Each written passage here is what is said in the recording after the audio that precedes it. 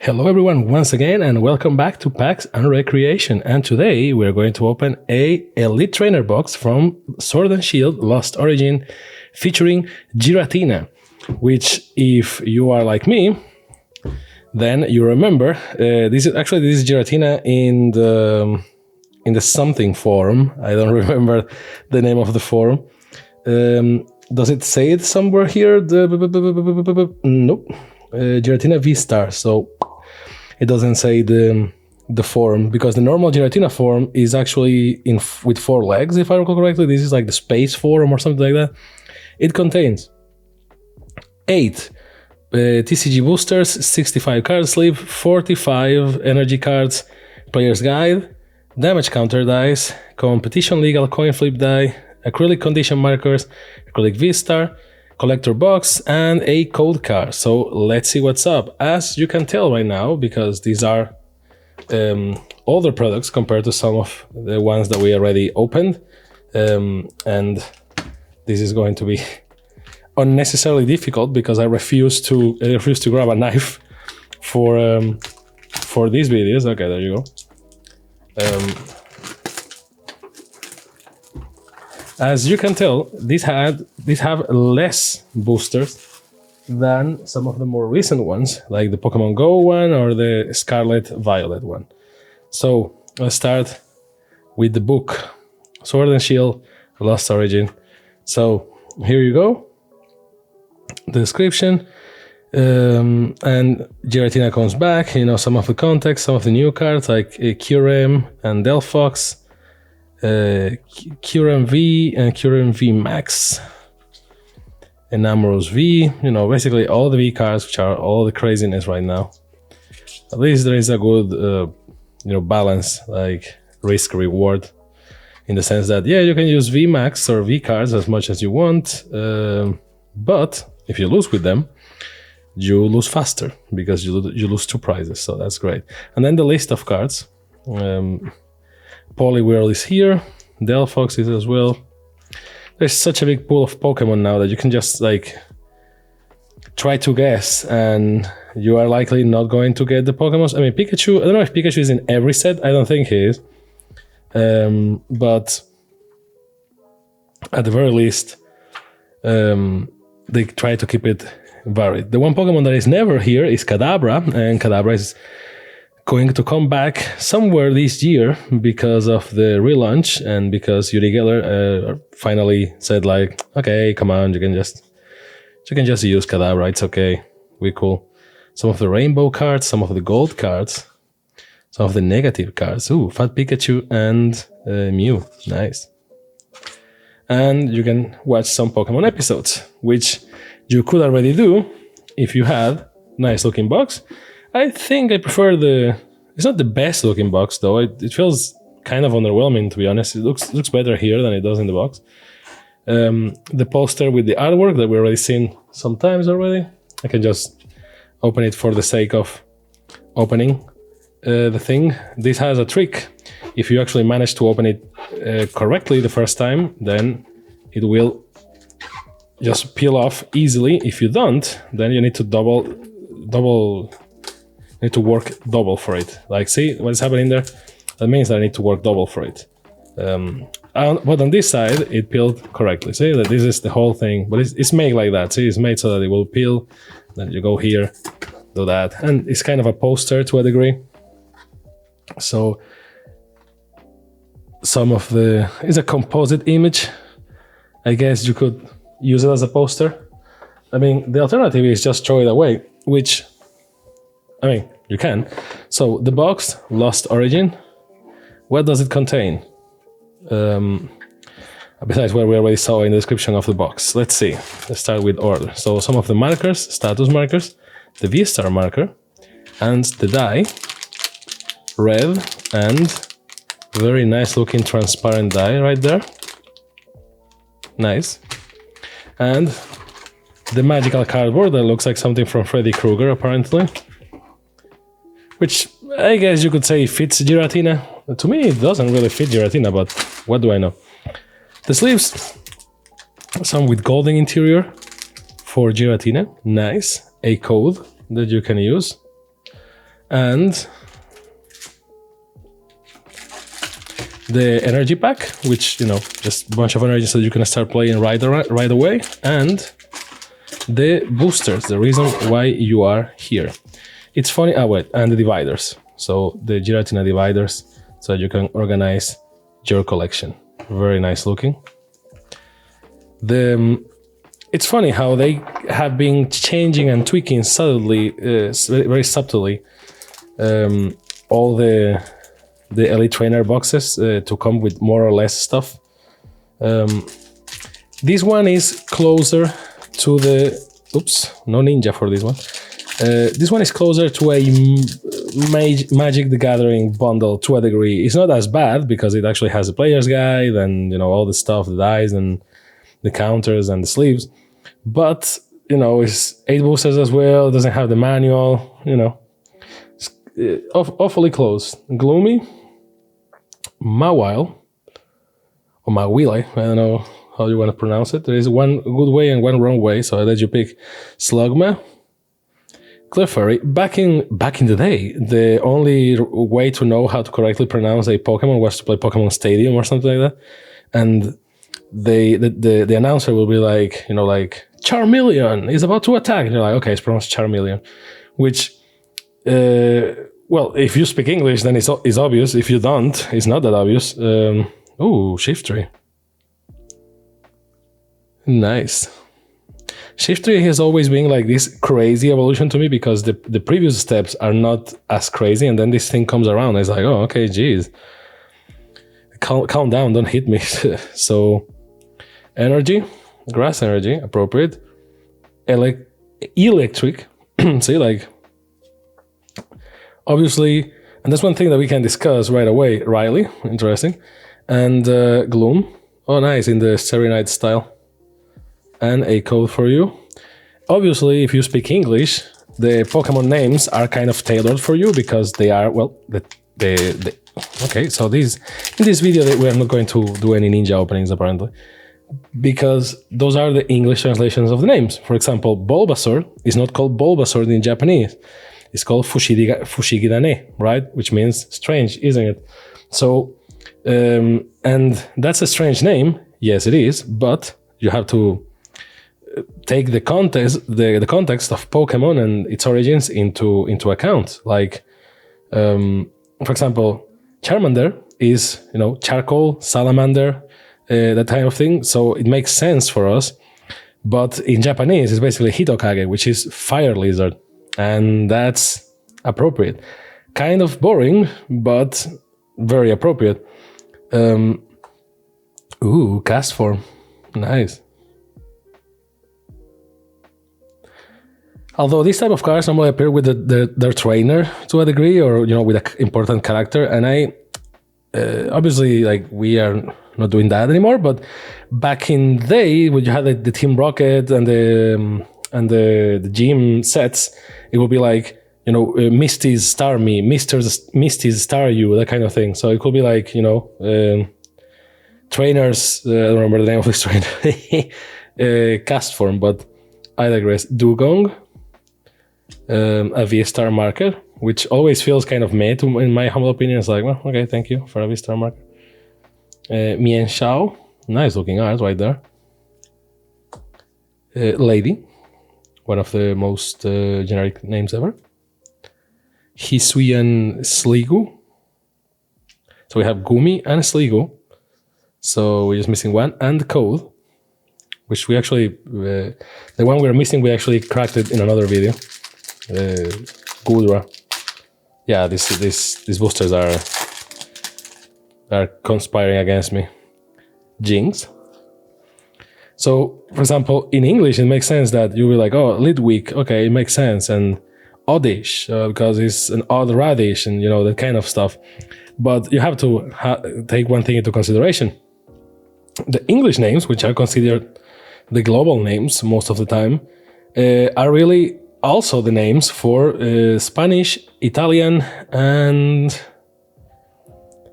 I don't remember, there was another language, and Portuguese-speaking countries, right? So, ooh, Roserade. See, again, it should be like trainers rosterade, but okay. Nice looking. Two trainers and Pokemons out of 2. Nice. Gliscor. And for example, because France and Germany, they do have localized names. So for them, it makes sense. Now it makes it a pain if you're trying to search for something in the wiki because it's not the same name. Ooh, gift energy. But let's be honest, it's nice that some countries have, their version and the code, their version of the names of the Pokemon because it makes sense. Ironically, for Italy, Spain, and Italian, Spanish, and Portuguese, and other languages that are not like Japanese, French, and German, we all share the same names of the Pokemon. However, how they are pronounced, that's really up to each person. Oops, we don't have a space for dark. Bam, bam, bam, bam. I guess I can just move this around. This is a problem that we don't have with Magic because we don't have that many card types. Here you try to divide them by type or color type, and everything goes haywire. Okay, Paras. Oh man, Paras. Paras was one of my original Pokemon in my Pokemon Red copy. It was in my original team. And I never evolved it to a Parasect. And you may be thinking, why? That's kind of Poliwag, by the way. That's weird, right? Ooh, Beautifly. Nice. And the reason is kind of interesting. Even as a kid, and as in Pokemon Red, which was on the Game Boy, which if Pokemon is attached, you can do 7 cards. Okay, nice. I'm going to put this with the energy. Yeah, sure. Aboma Snow. Even as a kid, and with the graphics of Pokemon Red in the Game Boy, which, if you go look it up, some of the art for some of the sprite work for Gen 1 Pokemon was just Aboma Snow, in the sense that it was, they tried. The machine only had certain capacities, and the Pokemon were not that well defined. And let's be honest, the first Pokemon was kind of a, let's see if it works, because if it's basically a JRPG about catching bugs and stuff. Seal is the type of name that is like, for me, it's always been like Seal. But if you speak English, obviously, it's like, oh, that's a seal. That's not like, haha, interesting, right? That's not a very cool name. And I remember back in the day, even though, matchup in 3D, nice. Even though, oh, Pikachu. Even though you could, make it somehow of the Pokemon just by looking at them. I remember looking at Parasect, and it has no eyes. It has white eyes. And I was like, and then I got, Aerodactyl, nice. I mean, again, mixed feelings with these cards, because these look like Yu-Gi-Oh cards in the sense that it's like no background and kind of basic posing to a degree. So it's like, it's cool looking, obviously it's a good card, or I think it's a good card. And, but visually it's very meh, but still, good looking nonetheless. Dark Energy. And in the case of Paras, basically what happened was that I didn't want for the mushroom to take over, because if you read the Pokédex entry, Parasect is basically that the mushroom that is on the back of Paras takes over the insect, right? So that's why it has white eyes. It's basically what a lot of people are losing their minds right now about The Last of Us and stuff like that. It's like, please, Pokemon already did that with Paras and Parasect. Is basically the same thing. And I remember as a kid, I looked at that and was like, no, I don't want my poor Paras to be a zombie. So I never evolved it. And obviously Paras was not the best Pokemon in my party. Well, back in the day, to be honest, it wasn't that competitive or that important because you mostly play against the machine or your friends, and then everyone had like the 3 legendary birds and Mewtwo and yada yada yada. But nice in yarn style. But oh, Vileplume, nice. But I remember not wanting my Paras to be subjected to a fungus, so I never, I never evolved it, and it basically has Luminion. Nice. It basically has had all the HM moves, like hidden machine ones. It had cut, dig. Well, dig is not an HM, but you get the point. And I think it had flash, maybe. I don't remember. Oh, this video is just like no ninja packs. I ninja packed one, and that's basically it. And there is another HM, like it basically was the HM slave for the team. If you're wondering what was the rest of the team, I can't remember 100%, but I think it was obviously Blastoise, because hashtag Blastoise for life. Pidgeot, Paras, well, Mewtwo when it came to that. Oh, nice, comfy. Ooh, nice art of Politoed. I remember when Politoed came around, I was like, why is that a different evolution for Poliwhirl? Like, what the like, I think it's the one that I wanted to do because Poliwrath is just too similar to Poliwhirl. So I guess it was Blastoise, Pidgeot, Paras, Mewtwo, because of course I have Mewtwo, like sorry not sorry. And I can't remember the others, and I never can remember the others because like 4, basically we are missing 2 Pokemon, last booster by the way. So I think one was Primeape, I think, because I love Primeape. And I was like, oh, well, fighting type, you may need that. And the other, I don't know, to be honest, because I actually got to get the 150 Pokemon, but I didn't like have all the starters with me or anything. Like they were in the box, in the PC box. Like I wasn't that type of person to just have like a Charizard and a Venusaur in my party. I don't remember what was the other Pokemon, but I think it was a fire one. Odd, or I don't know. Maybe it was a legendary bird, and it was Articuno or Zapdos, maybe just to balance it out. But again, for context, because it's kind of like, oh, 2 OP, like you had Mewtwo, Articuno, and Zapdos, and then, like Blastoise, which the starters were kind of OP back in the day, because even if you don't want it to. And the last code. So let's pick the best one from each category. Let's start with dark.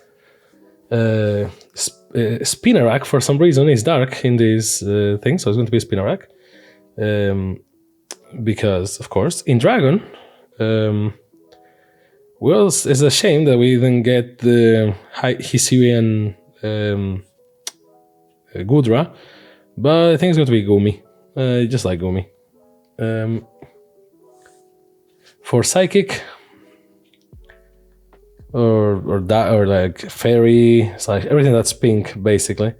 Well, Zorua is nice looking. Jinx is nice looking as well. Oh, but I'm between Ghastly and Clefairy. I'm going with this Clefairy pick. I think I already picked it in another video, but I just like it. It's a bunch of Clefairies dancing in the moon, like a sect. Pikachu, Electrike, Electrike or Electric. Let's see how many ways they can just play with the word electric, right? It's going to be Pikachu. You can never go wrong with Pikachu.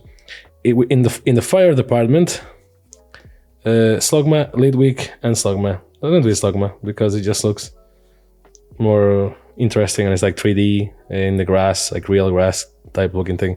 In terms of grass, let's touch some grass. Vileplume, Silicone, Beautyfly. It's a shame that Beautyfly is already bent, but Oh, okay, it's going to be the Roserade card. even though Shift Tree is great and you can see like the poison flying out of the card or something. But yeah, it's going to be Roserite. It just looks amazing. Look at that. It's like a portrait. In metal, well, we don't have much of a choice, do we? So it's going to be Bronzor. In normal, it's going to be Cast Form, of course, because look at that. Jeez. And in fighting / ground / rock, look at that Machoke posing. Looking at the horizon. I think it's going to be Aerodactyl, even though I complained about the card, but I don't have any other card that I'm like, oh yeah. So this one at least. Although I have to admit, if I saw this card like this with all this shine, I would think it's a copy, like it's a fake card, because it just looks too on the nose, you know what I mean? For it to be an official Pokemon card, I don't know. Box of Disaster. I think it's going to be Riley. I always liked the mystery around Riley, in the games at least. And for Water / Ice, I think that the type that is like cheating the most is Fire, because it's just Fire pretty much. It does accommodate for other Pokemon from time to time, but it's most of the time it's Fire. So I like the Politoed. This Ducklet, I love it because it's like a real picture, and then there is like the Pokemon is just like a doll, like a plastic figure. So I'm between Ducklet, but I'm thinking of going with Dugong, because this looks like the cards of back in the day, like, you know, the full artistic thing that you look at the Pokemon like, oh my god, so much detail. It's not like in the games.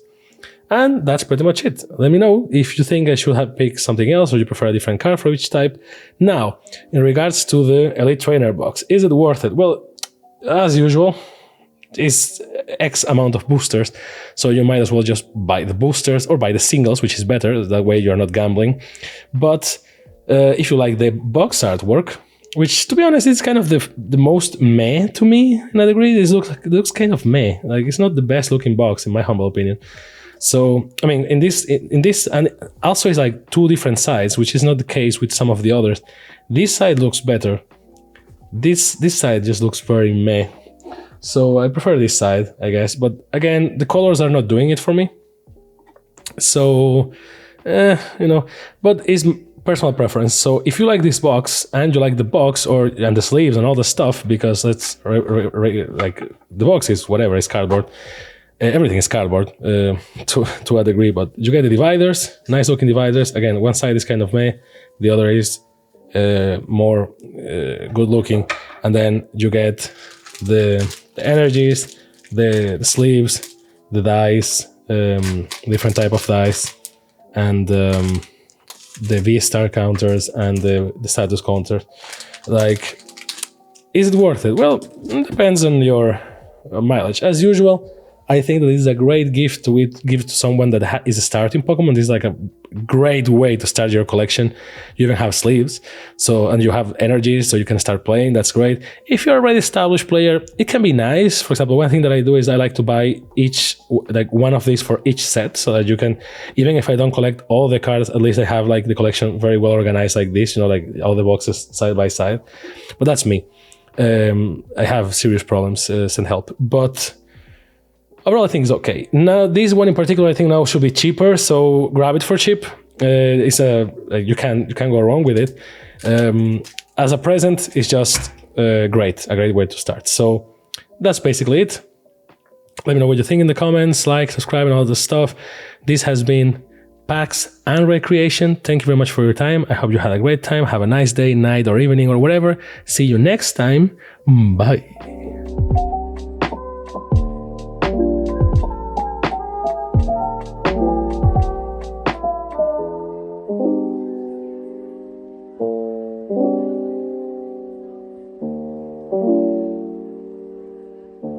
Thank you.